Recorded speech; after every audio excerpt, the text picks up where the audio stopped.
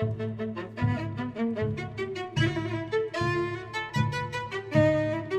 friends, welcome back to the Journal Feed. My name is Nick Zelt, and this is the only place to get spoon-fed the latest and greatest of emergency medicine. If you are hearing this right now, then you are not currently a Journal Feed subscriber, and so you will not be receiving the full Journal Feed podcast, only receiving a portion of the past week's articles. If you would like to get full access to both the podcast and the blog, then you'll have to become a member. All the details for that are at journalfeed.org. And remember, we never want money to be a barrier to better patient care. So if you're having any trouble affording a subscription, just get in touch. We'll help you out. This is the audio version of the past week summaries, which this week were brought to you by our authors Jacob Atholds, Millie Cosse, Catherine Berger, Shannon Marcus, and Clay Smith. Okay, let's skip straight to the fourth article. Titled Development of a Clinical Risk Score to Risk Stratify for Serious Causes of Vertigo in Patients Presenting to the Emergency Department, out of the Annals of Emergency Medicine. Vertigo is of course a common complaint in the emergency department and everyone's favorite, right? Not so much. It is not necessarily something that, it's easy to parse out what's going on. However, these are pretty high-risk patients. While only somewhere between 2 and 5% of cases are actually caused by serious conditions like a stroke or a brain tumor, these are not things that we want to miss. So of course you can't just disregard the complaint as something benign. Actually figuring out which of these patients has a serious condition, that's where we get kind of stuck. Of course, you have the HINTS exam and other things that can help you with these assessments. However, if your patient does not have ongoing vertigo, then you can't do a HINTS. Also, there's definitely data out there showing that, we kind of suck at the HINTS exam. So unless you have specific training on it, then it might not be as reliable as it could be. Now, of course, what medicine does not need is more risk scores. But what did these authors want to do? They wanted to make a risk score. Because risk scores are very popular, people like the idea of them, even if they have not really shown themselves to be as useful as we would like them to be. If you'd like to be further convinced of that, go ahead and check out Justin Morgenstern. He has a lot to say on the subject. And I'm going to be quite negative about this risk score. So, just keep listening. All right, what are the things we don't want to miss? Well, that's a stroke, a TIA, a vertebral artery dissection, or a brain tumor. This was a prospective cohort study, which was conducted in 3 Canadian emergency departments, and they had about 2,000 patients. About 5% of these patients had serious conditions, which is definitely a minority of the patients. However, we know from other data that benign dizziness as a diagnosis, these patients that get this diagnosis still have a 50-fold increase in being admitted to the hospital within the next 70 days for a diagnosis of stroke compared to matched controls. Now, each of these patients was assessed with 67 items, which was filled out by an emergency physician or a resident, and then they took all of that data and they compiled it down to see which factors were most positively associated with a serious diagnosis or negatively associated with a serious diagnosis so that they could make a risk score. What they found was that being male, being over the age of 65, having diabetes or hypertension, gave you some points towards possibly having a serious cause for your vertigo. In terms of your exam, if they had motor or sensory deficits or cerebellar dysfunction, namely diplopia, dysarthria, dysphagia, dysmetria, or ataxia, then these gave you a whole bunch of points. If you made the diagnosis of BPPV, then this was negative points and made it much less likely that the patient had a serious diagnosis. They put this all together to make what they called the Sudbury Vertigo Risk Score, which actually has some decent test characteristics. If you use a cutoff of 4 points, then the sensitivity was 100% and the specificity was 72%, which isn't that bad. If the patient scored between a 5 and an 8, then they had a 2% chance of a serious diagnosis, and more than that had a 41% chance. This was, however, using the WHO definitions, so these were clinical diagnoses and not necessarily diagnosed via imaging, so there's definitely some bias sort of built in there.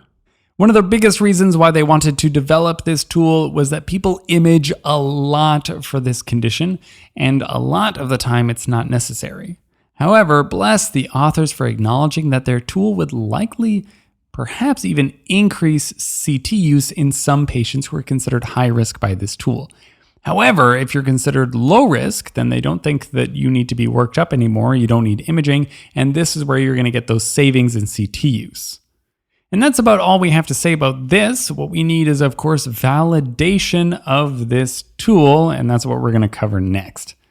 In a spoonful, this was the development of the Sudbury Vertigo Risk Score. Now listen up for the validation. And thus we have the fifth article, the validation of this tool, from the article Validation of the Sudbury Vertigo Risk Score to Risk Stratify for Serious Causes of Vertigo, out of the journal Academic Emergency Medicine. So here we have an attempt at validating the Sudbury Risk Score. Straight off the bat, there's a whole bunch of things that aren't great for a validation study. First of all, it's by many of the same authors. Second of all, while they do not explicitly say that this was the same cohort of patients used, it sure seems that way. Both articles use the exact same wording to say that their data came from 3 university-affiliated urban Canadian tertiary care teaching hospitals. And the dates that they got the data from, well, they overlap. So you're doing a validation study with the data that you derived the tool from. Really not ideal. Okay, so the point of most risk scores in general is that we want to get down to a less than a 1% miss rate for the diagnosis. However, if you just sent every single one of these patients home, you would have only missed a serious diagnosis in 2% of patients. So this is already a pretty rare thing, and we're not making huge gains here. Not in terms of the miss rate, so what we're really hoping to save, perhaps, is just how often we scan, I suppose. What I do find very reassuring is that just if you've made the diagnosis of BPPV, then you're already less than that 1% miss rate. So I kind of like that for my patients. If I'm confident enough to say you have BPPV, then it's really quite unlikely that I'm missing something dangerous. But let's get into the numbers that they actually found in this study, and then I'll start, whining about it. Again, for a score less than 5, this had 100% sensitivity of detecting serious diagnoses, and a specificity similar to the derivation cohort of 70%, although we expect some of the numbers to be the same, since it did include part of the derivation cohort. They had an area under the receiver operating curve of 0.95, which is really a quite good test. And I find a lot of work like this to be very interesting. I just can't think of a use for it in practice. So no patient that I'm seeing that has a motor or sensory deficit or cerebellar dysfunction isn't going to get worked up for a stroke, as far as I'm concerned.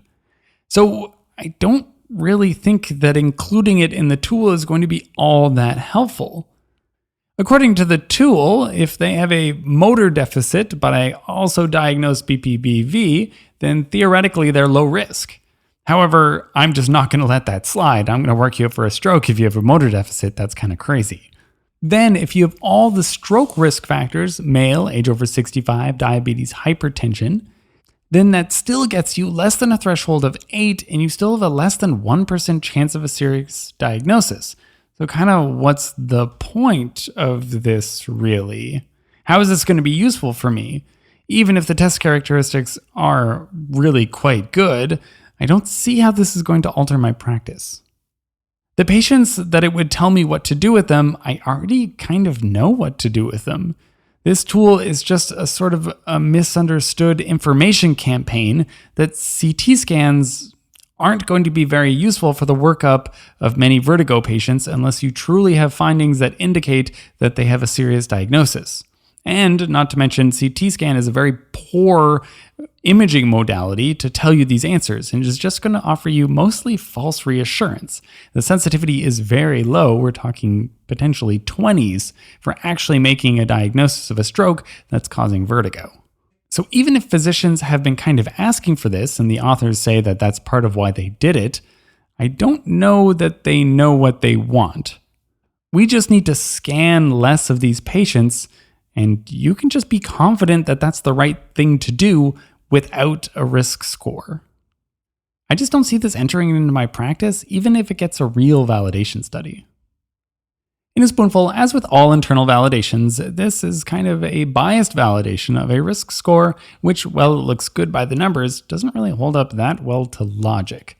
I will admit that if it applied, it could reduce the amount of imaging, but so would a decent educational campaign that you really just don't have to scan the majority of these patients. Okay, and that's all the articles we have from this week. Let's do a quick wrap up of everything we talked about.